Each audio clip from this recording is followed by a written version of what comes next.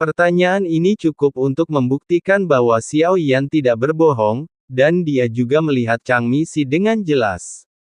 Mari saya tebak, yang Anda bunuh itu pasti sosok Chang Misi. Tanpa menunggu Hua Ken menjawab, Xiao Yan terus mengucapkan kalimat ini, yang membuat Hua Ken terdiam, menunjukkan bahwa Xiao Yan mungkin telah menebaknya dengan benar. Tidak, tebakan Anda salah. Yang kubunuh adalah topeng Sutra Palem. Tidak punya mata. Suara Hua Ken keluar perlahan. Saya sangat menyesal, tampaknya ada yang salah dengan informasi yang saya terima.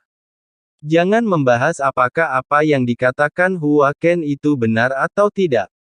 Namun tidak apa-apa kalau dia tidak mengakuinya, karena hal itu akan membuat Xiao Yan semakin yakin dengan tebakannya.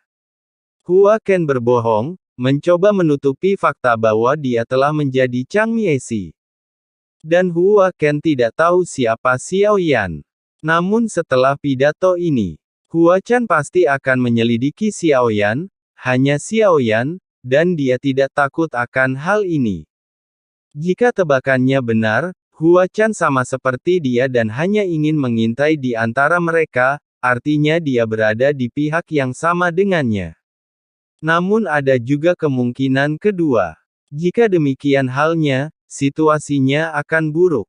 Hua Ken berbohong sejak awal. Dia belum pernah membunuh Chang Misi yang mengejarnya ke beberapa dunia, dan pembunuhan itu juga dibuat-buat olehnya. Xiao Yan menggantikan Jiu Jin, tetapi Hua Ken tidak. Mungkin dia adalah anak pohon sejak awal. Singkatnya, Hua Chan tidak sesederhana itu. Tepatnya, tidak semua orang di sini sederhana. Xiao Yan hanya bisa menyimpan tebakannya. Adapun apakah Hua Ken mengakuinya atau tidak, itu tidak masalah. Percakapan mereka telah disampaikan kepada orang lain dalam rapat, dan mereka akan memikirkannya sendiri. Tak peduli apapun, Hua Ken telah menolongku sebelumnya, aku tetap tak bisa membuat terlalu banyak masalah sekarang. Beberapa hal perlu diungkapkan secara perlahan, tidak masalah, butuh waktu untuk menemukan Sutra Palem. Hua Ken berkata perlahan, tidak ada cacat sama sekali. Xiao Yan tidak dapat menahan diri untuk bertanya, jika Hua Ken benar-benar bukan Chang Misi, lalu siapa lagi sekarang? Tetapi setelah Xiao Yan bergabung dalam rapat divisi Palem, dia mengetahuinya. Tidak masalah siapa Zhang Mis itu, mereka adalah pemicu insiden tersebut. Apa yang harus kita lakukan sekarang adalah meredakan peperangan di berbagai dunia. Tentu saja, kita juga harus menyelidikinya dan memberantasnya untuk menyelesaikan akar masalahnya. Semua orang bergantian berbicara, dan ketika mereka selesai, mereka semua diam, dan tidak seorang pun berbicara lagi. Hadirin sekalian, di zaman sekarang ini perselisihan pasti pernah terjadi di mana-mana, seperti kata pepatah, kalau yang satu kehilangan yang lain juga ikut susah. Dunia lain mengincar posisi 9 alam. Semua orang, harap bersatu dan hadapi musuh bersama.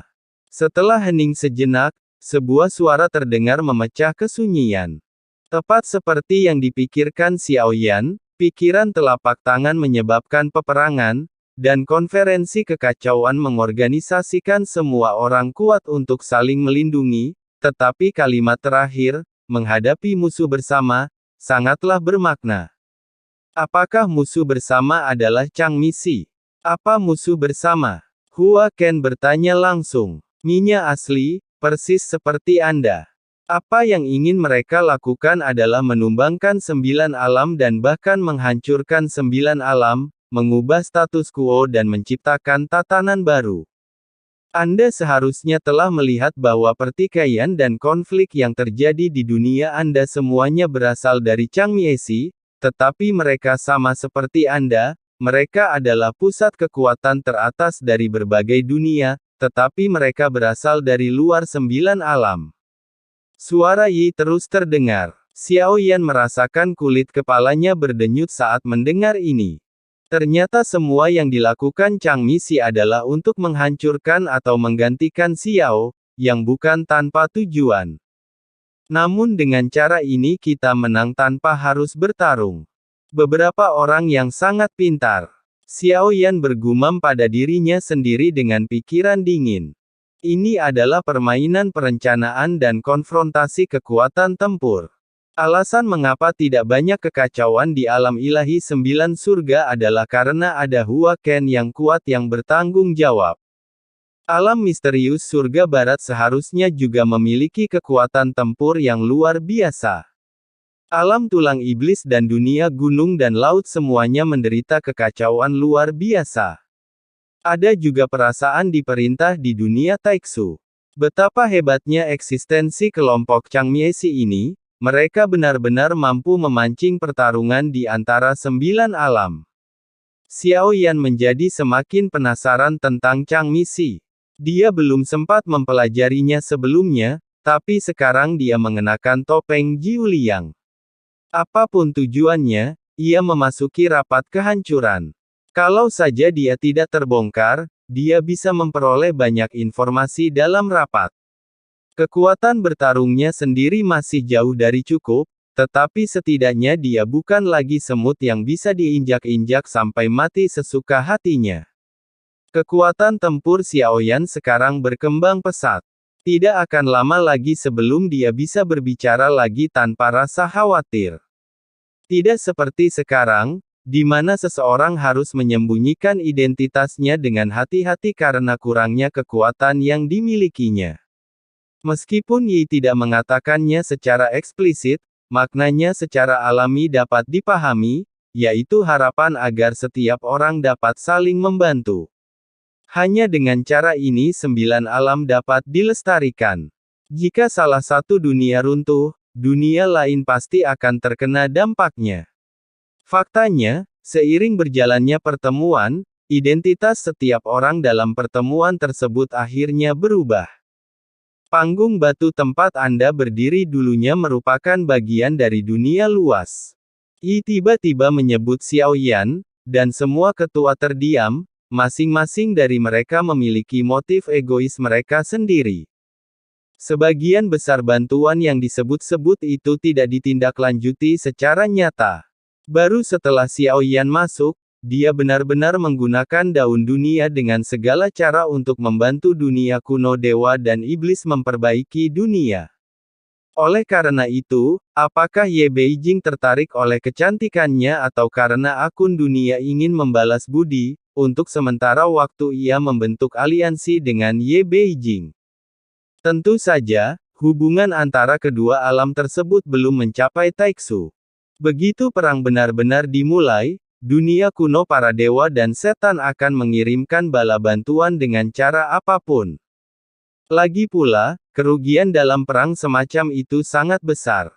Semakin banyak orang berkuasa yang hilang, semakin rendah level dunia nantinya. Jika Anda sedang dalam krisis, Anda akan merasa sulit untuk menolaknya. Masing-masing punya kelebihan dan kekurangan, tetapi bila tidak saling menjaga, hasilnya bisa lebih buruk.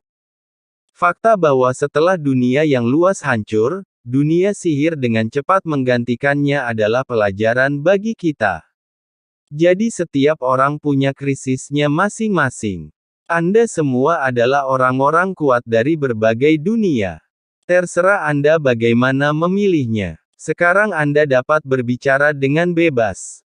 Akhirnya, tak seorang pun berbicara selama beberapa saat. 5. Jika perlu, saya dapat membantu Anda sekali. Hua Ken berbicara lebih dulu. Hua Ken sangat mendominasi, seolah dia tidak menganggap serius siapapun. Kesombongan seperti itu bukanlah kesombongan, tetapi dia benar-benar memiliki kekuatan tempur terbaik dunia dan sangat percaya diri.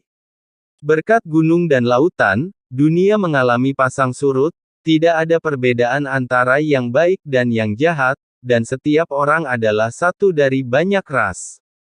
Wu menjawab secara acak. Ada Zhu Jiuying di alam misterius surga barat, tetapi dia menentang para dewa dan merupakan Raja Iblis. Dia tidak boleh pergi dan pergi untuk menjadi raja baru.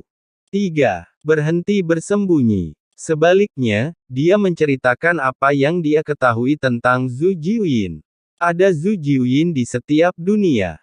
Hanya ada satu orang dalam setiap keluarga dan itu merupakan warisan satu garis yang sejati.